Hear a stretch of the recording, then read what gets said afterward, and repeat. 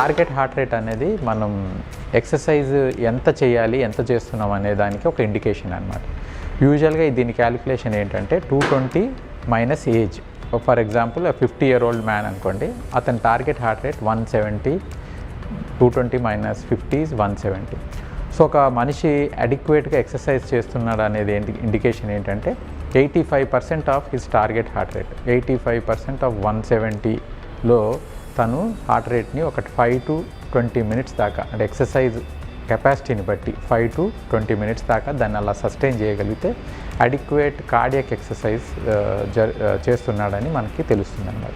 So దాన్ని బట్టి అతను 5 minutes ఈరోజు చేస్తే దాన్ని 6 minutes చేయటము, ఓవర్ పీరియడ్ ఆఫ్ 3 months దాన్ని 10 minutes చేయటము, అలా తర్వాత అలా 6 monthsలో 20 minutes చేయటం, అలా చేయటం ద్వారా తన కార్డియాక్ కెపాసిటీని పెంచుకోవడం జరుగుతుంది.